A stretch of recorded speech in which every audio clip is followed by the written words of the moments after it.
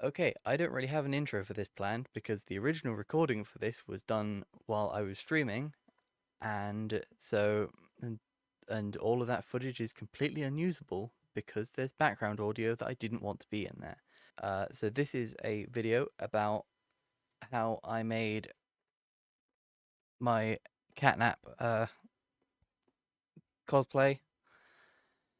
I have been promising this for ages, and there's been a bunch of people that have asked me to like how did I do it and a bunch of questions about it that I'm hopefully going to go through in this video.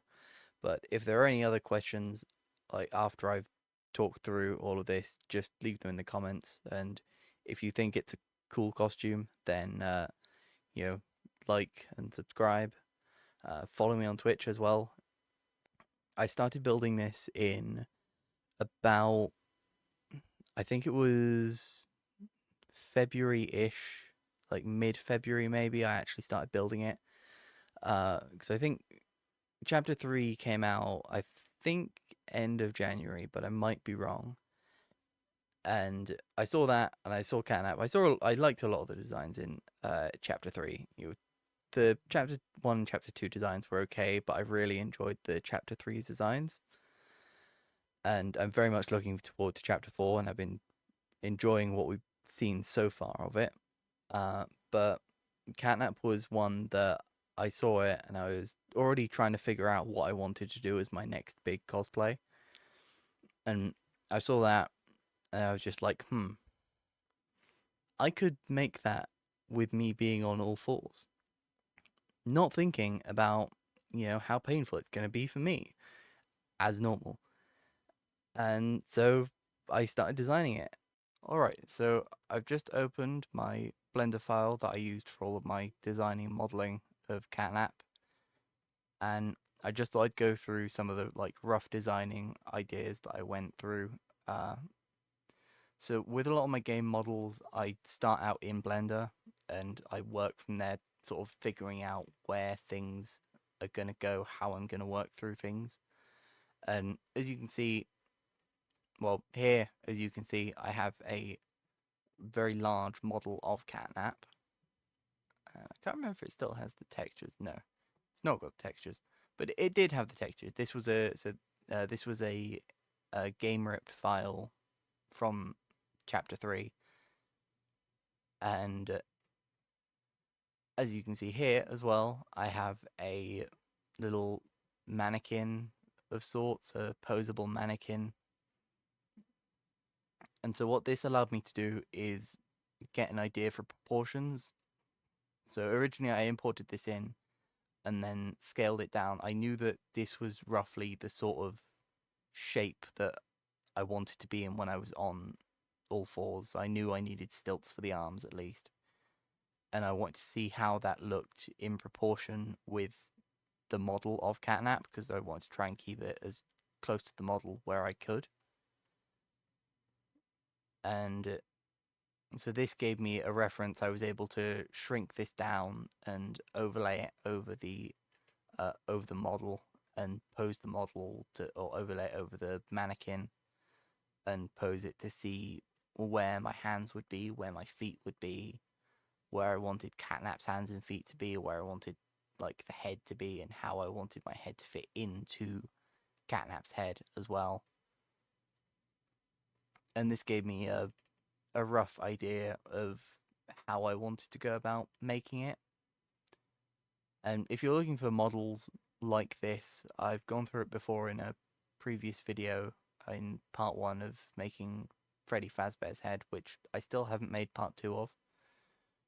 But one of the main websites I used, I don't think I got this from it, but one of the main websites I use is called Modelers or Models Resource.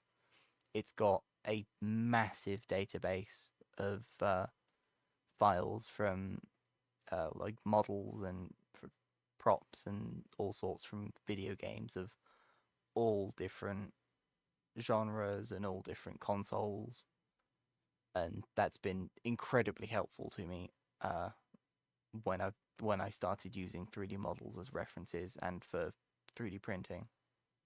Now, getting on to the actual parts of the costume as opposed to the designing, the first part I thought I would talk about is my bodysuit, which is quite long and surprisingly heavy. And this was probably the hardest part for me to make for this build. It's quite simple, but also kind of complicated in its construction. But it's basically made from a morph suit, which is the very base layer, a bunch of foam, it's upholstery foam of different shapes and thicknesses and densities, and the fur on the outside. And there's a couple of like 3D printed bits as well that I'll go over in a second. But that basically sums up the main materials that are part of this costume. So I've got this large zip down the front. So this is, as you've seen, the zip that's down the front of the model. This one is completely decorative. Originally, when I built it, it was actually a working zip, but I found that it just kept bursting whenever I was hunched over. So I changed it into a flap, and that covers the actual heavy duty zip that holds all of the suit together. So if I undo that, you can start to see the foam on the inside. So it's about 2 inches worth of foam, and that is stuck onto the outside of the morph suit. So the way that I did it is I basically put the morph suit on and cut out the rough shapes and started sticking them on while I was wearing it. The adhesive that I used was a spray-on contact adhesive, and the ribs themselves are just thinner sections of it's a thinner upholstery foam that I've just rolled up into tubes and then stuck those on as well to give some protrusion of the ribs. The fur itself is also started off as being stuck on with the same spray-on contact adhesive. I don't have the bottle of it around anywhere, but it was just kind of a generic. I think I went through about like 3 different adhesives. They all basically work the same. They're all fairly similar in their method. I have the tail as well. So the tail is once again foam, but the core of it is actually a shower hose, one of the metal sectioned hoses that you get for your shower head, because it gives it some weight when I'm moving. It doesn't look like it's just stuck in one place, and it's got some weight at the end as well, so that it actually swings with my steps and with me walking. And that's connected in with hot glue, I'm pretty sure. You can see as well the back has these pleats in it. That was partly to pick up any sagging in the fabric, because we were really rushed when we made this, and so I couldn't do it exactly how I normally make costumes, which is with a duct tape dummy. But so we were just draping fabric over, and it was a joint effort between me and my mother and my sister. So I was wearing it, and they were figuring out the shapes that the fabric needed to be roughly to be able to fit on, and then any of the excess was tucked up into those pleats. And back in Blender once again, this time to talk about the modelling of the feet for CATNAP. So this model that you can see in the center of the screen right now is the front foot model. So this one was the easier of the two to design, really. Well, maybe not, but it's pretty much identical to the actual front foot of CATNAP, apart from the fact that this looks smoother because I've put a bunch of subdivision modifiers onto it. And it has this hole in the center, so it's cut off at about where CATNAP's ankle kind of would be. And yeah, so this hole in the center is for a crutch. So I had a pair of old crutches and was able to take them apart and use the top halves, which you'll see when I go back to the live view. I'm able to use the top halves for my hands to go in and to give me support on my arms so that I can walk nicely. I can put my full weight onto the front feet as well if I need to. And you can probably also see these little holes that go into it here. If I do that, it's so much easier. So now you can see the inside of the model, and you can see these holes go all the way down to where the toes would be. And you can see that these, instead of Catnap's actual claws, there are hinges here instead. So I wanted to design it so that the toes actually hinge, and that was mainly for the back feet for when I'm walking, but I copied it over to the front feet as well, and it means that I have channels that I can run cables down, and I'm able to wiggle the toes in a sense. You can also see this kind of void here as well. So when the crutch comes down, what I did is I filled this with resin, and so that's what locks the crutch into place, because this is ever so slightly a loose fit on the crutch itself, and so that goes down and that gets locked in by the resin. And this is the real version of that front foot that I just showed. So you can see here, I've got the crutch that goes all the way down into that resin chamber. And although I can't show you the actual workings inside here with the triggers that move the fingers, I can at least put it on and show you what it looks like when they are moving. So my hand just, that goes up to my elbow to give my elbow some support. And then I have little 3D printed rings that are connected to cables that go all the way down to the toes. And then those come back up and attach to some springs on a separate 3D printed piece a bit further down. So that means that when I let go of one of the triggers, it's immediately pulled back by the spring. And most of the time people don't notice it unless I'm actively, if I sometimes when I'm posing, and I get a lot of young children that come up for photos, and despite my personal feelings about the amount of kids that enjoy Poppy Playtime, um it's weird having like a 4-year-old coming up to you and wanting a photo when you're dressed as basically a child that was surgically taken apart and put back together in a horrific costume. And my camera's dying. But anyway, so sometimes I will, because I can't really talk or express myself in the suit, I'll just kind of wave the little fingers at people.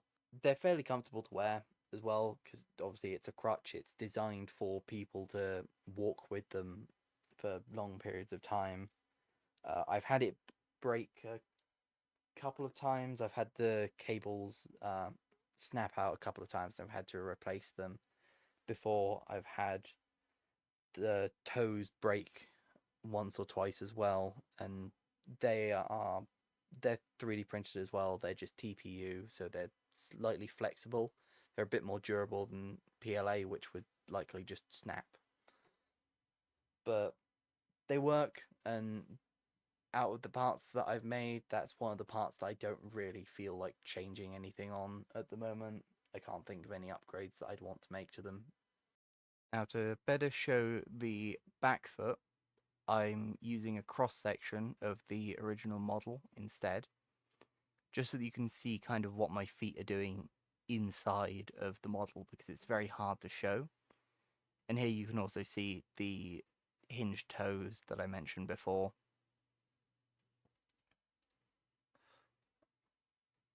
And with these toes as well, I was going to initially have them sprung, so I was going to have little elasticated sections in there to give them some spring if someone saw them bending when I was wearing it, but I realized that there's basically no point in doing that. But as you can see with how the model is at the moment, obviously I'm not exactly like this most of the time, but the ankle is at a very harsh angle, and you can also tell there's a lot of empty space inside as well, so there's a lot of space for my foot to move around. But that is a problem in itself, and I'll show you how that's fixed on the actual foot. But this was pretty much just hollowing out the model and then adding a plane at an angle that I could fill in to and remesh to get the angle and the geometry that I wanted. So this gives me the ability to either be upright or look like I'm on all fours. And when I'm walking normally, I'm walking on this, what would be the heel, the ball of the heel, so that my ankle is coming out straight as opposed to upright like that. And so I'm walking on this section here, and I have some rubber on this section to stop it wearing down.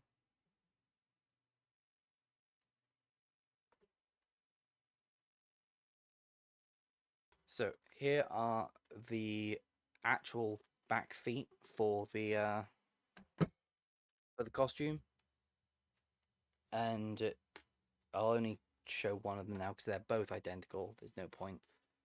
But you can see that they've got that black pad that was also on the front feet, and these black pads are pretty much just a non-slip pad for when I'm walking on laminate flooring and stuff like that, because I have slipped in the past in these and it's not comfortable because I'm very high up off the ground. But also with these feet, as I mentioned before, when I'm actually walking around the convention normally without having to pose for photos, I'm walking on the heel, and so that's the sole that I've put on to protect the heel from eroding through. The first convention that I took these to, when I realized that I could just walk on the heels, because that wasn't in the original design, I basically eroded through the outer walls of the 3D print and into the infill. But these are just, well, they're basically just soles cut from an old pair of Vans that I had because I didn't have time to do anything else. But it works, so I don't care. No one really notices because they're usually looking at me from the front. On the model, I mentioned about the fact that I have a lot of empty space inside the foot itself.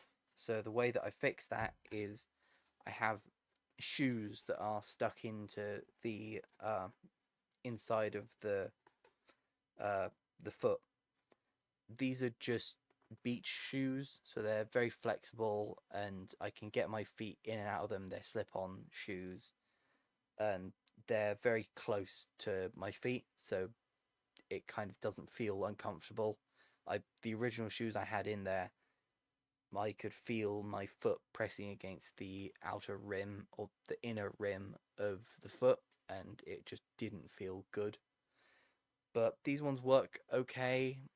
The main problem with them is that because they're so flexible, my feet move quite a bit in the back feet, and it means that I get blisters so quickly, especially if I'm doing a lot of walking around in them or a lot of posing, going on all fours and then back up to 2 feet. Yeah, you can see with these they don't have the sprung claws that the front feet have. And the reason for that, because I almost forgot to mention, so the reason that I made the feet hinged to begin with is because, especially with the back feet, it aids with my walking.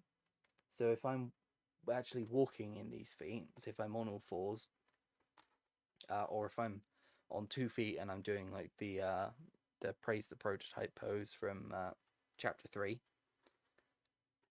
then I have to obviously tilt my foot forwards before I lift it off the ground, as you normally walk. And if these were all fixed, then the toes would be fixed off the ground. So if you think my foot is here in this foot, if these toes were fixed, that would be how the shoe pivots. I'd be basically pressing on the nails, whereas with them hinged, they slide a little bit, and it gives me a much more natural movement to my walking. It just makes it more comfortable for me, especially on my ankles, and it's just so much nicer. But with that movement, the problem is these toes are the ones that snap the most. I'm pretty sure that one of these, yeah, this one is in need of replacing at some point. It's one of the hinges is just completely snapped. Thankfully, it's always on the TPU side, so I just have to reprint a new toe. I don't have to reprint a whole new foot or reattach a hinge, but they are often the thing that breaks on this costume. And the final part that I'm going to show off in Blender, and the final part of this whole video, is the head. So you can probably see right now that this head looks very different to that head, because even with how scaled down my model is, the head is so large that it doesn't actually fit on my printers.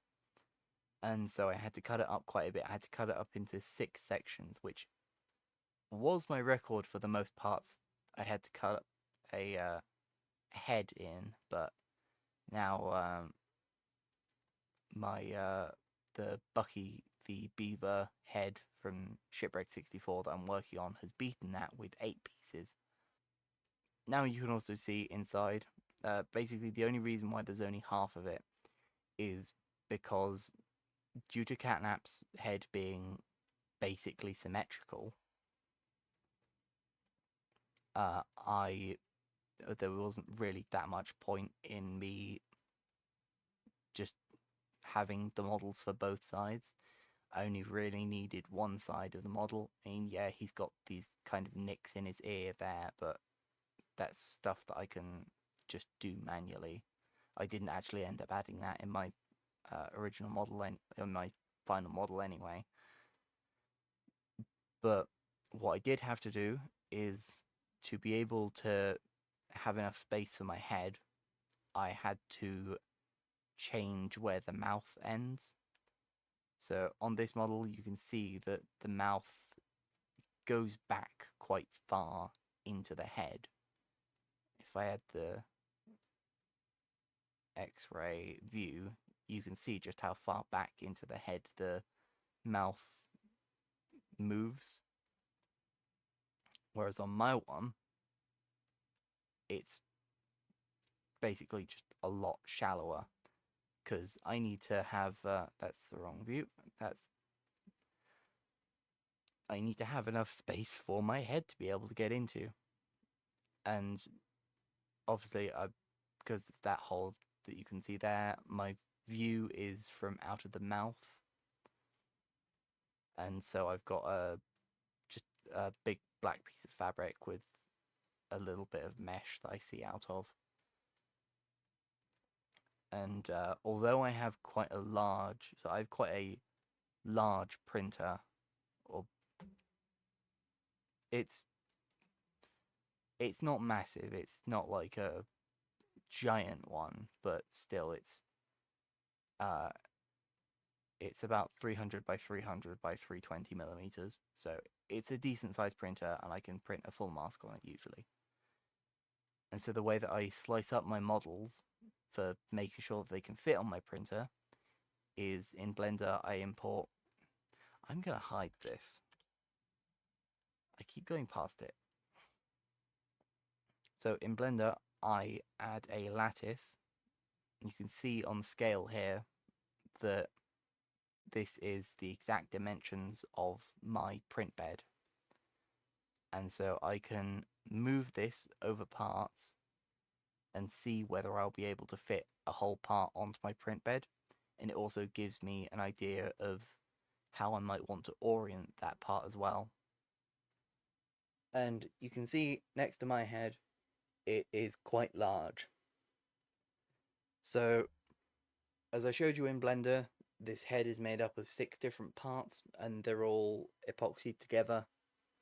I also had to use a lot of gap filler because there were a lot of gaps from thin sections, especially on this back section has a thin piece that goes across here, and that was just extremely warped from the natural heating and cooling of the PLA. But it's, it looks quite good, turned out quite well, which is always good.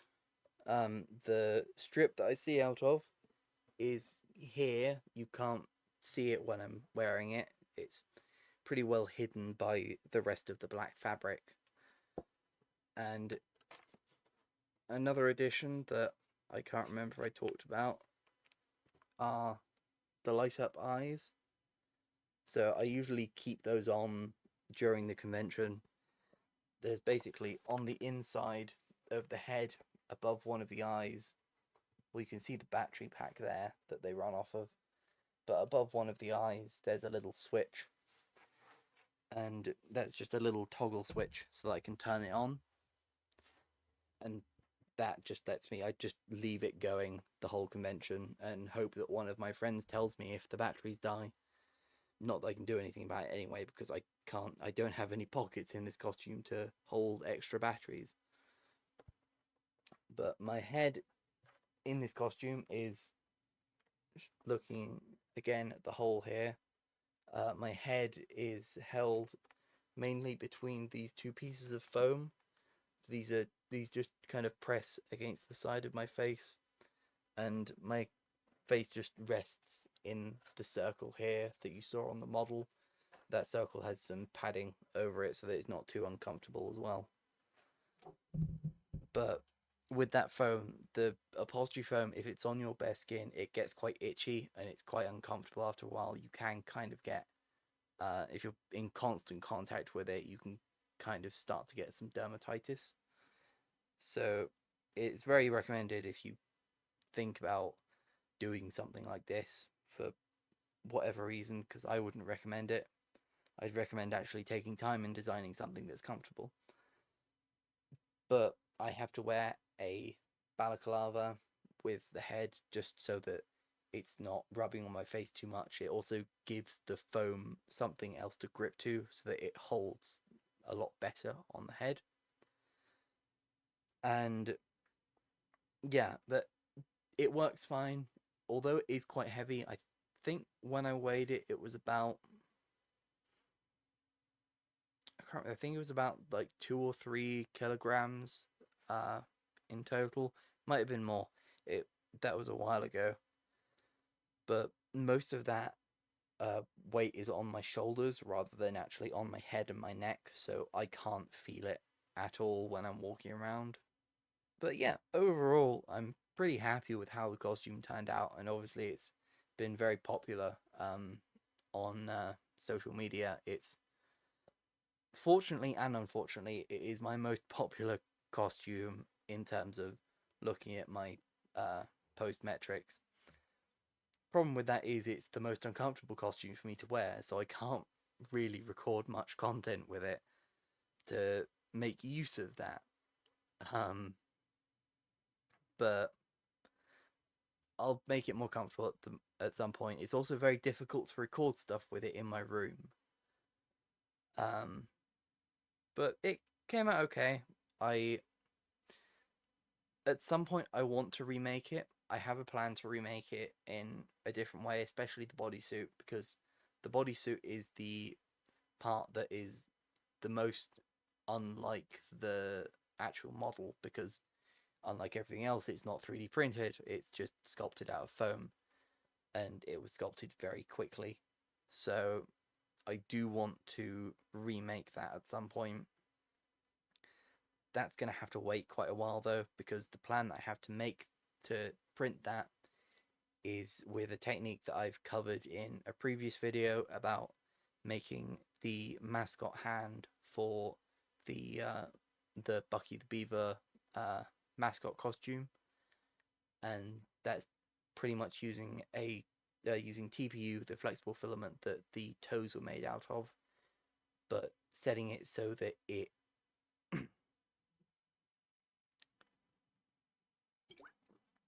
oh, my throat's drying out, sorry. But setting it so that it only prints infill, and that makes it pretty much like foam. It's basically turns it into a foam analog. And I want to print a full chest section that's exactly the same as what CATNAP's actual chest is in game. And so that gives me pretty much a perfect replica that I can just put foam onto.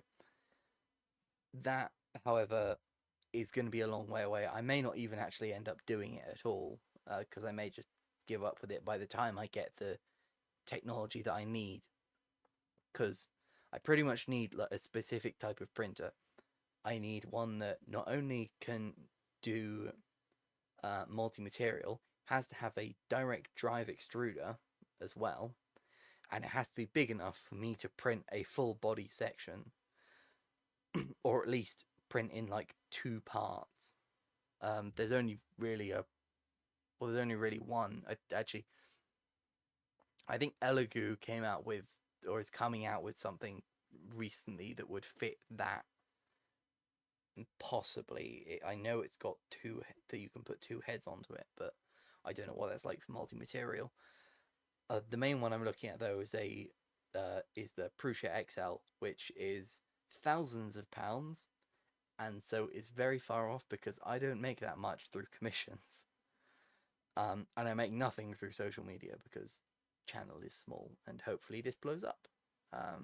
If you got to this part in the video, please share it, and please like it and comment and boost my post engagement so that this video hopefully takes off. No pressure. But yeah, the only reason I would do that at this point is if I had someone who someone big that wanted a good CATNAP costume, and that would be willing to fund a bit of the price of being able to build these sections. So like if, for example, Mob Entertainment, if anyone from Mob Entertainment sees this video, you're obviously interested in cosplay, and so hopefully this has impressed you. And so hi there, can I get help with if you want a real life CATNAP for any fan events or anything, my email is public, and my messages are open. Or any like nerdcore artists. I've been wanting to get in touch with CG5 because I'm seeing him live in like a couple of weeks in London, and I really want to take this with me, but I really know that I'm not going to be able to get into the arena wearing this thing. They will kick me, or I won't even get through the doors unless I have prior authorization. So I'm hoping that I can actually get a reply on emails from someone connected to him to get me an answer on if I can take this thing with me. So the last part of this video, I thought I would just do a quick suit up in my room to show how all of this goes on.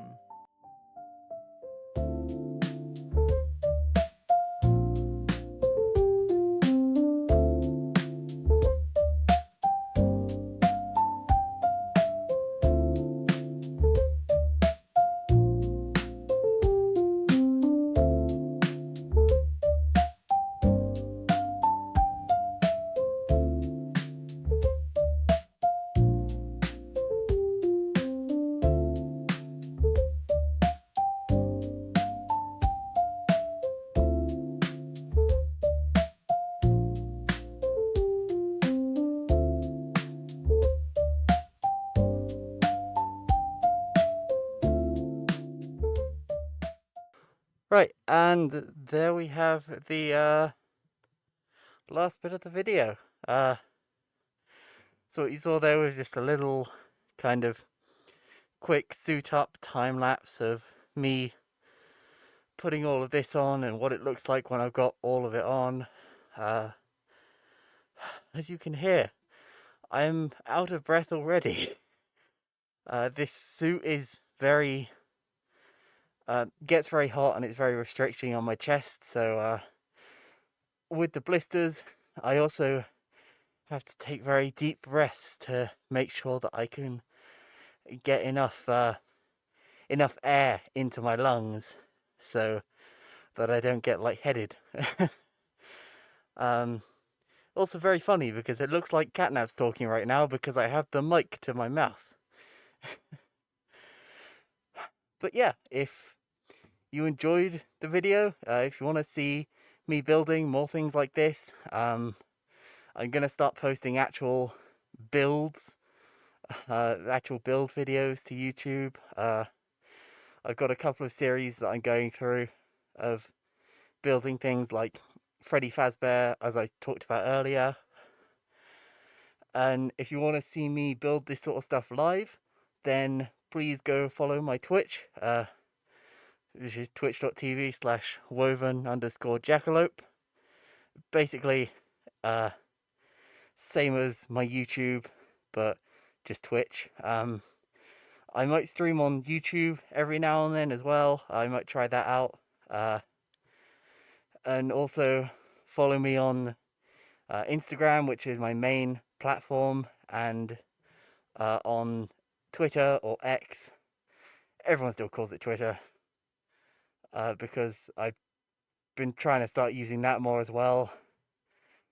You can follow me on TikTok, but I honestly don't really use it. I just post reels. I post the same stuff I usually post on everywhere else. But yeah, thanks for watching and look forward to the next video. I'm gonna go get this stuff off because this is very awkward and difficult. CATNAP out.